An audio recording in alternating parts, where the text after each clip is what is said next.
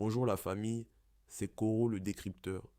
Tu sais, parfois on croit qu'il ne se passe rien dans une séquence, que c'est juste quelques secondes de blanc, des mots qui se croisent, des langues différentes, alors qu'en vrai, ça raconte un truc profond sur notre époque.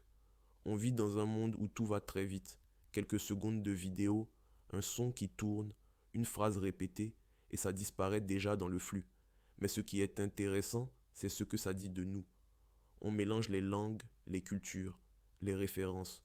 On passe d'une expression à une autre, d'un mot à un autre, sans même s'en rendre compte.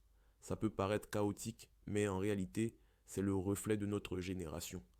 La vérité, c'est que chaque époque a sa manière de parler, de prier, de rigoler, de se saluer. Ce que nos parents disaient naturellement, nous on le transforme, on le raccourcit, on le met sur les réseaux. Et la génération qui vient après nous va encore changer ça. C'est normal, une langue qui ne bouge pas, une culture qui reste figée, c'est une culture qui s'éteint doucement. Mais au milieu de tous ces changements, il y a un truc qui ne doit pas bouger, le respect.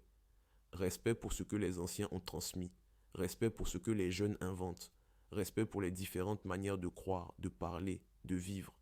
Tu peux ne pas comprendre une expression, un mot, une habitude, mais ça ne veut pas dire que c'est inutile. Souvent ça vient de très loin, ça porte une histoire.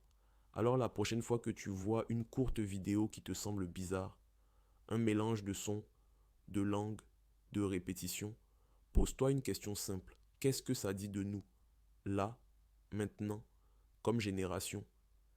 Qu'est-ce qu'on est en train de construire pour ceux qui viennent après?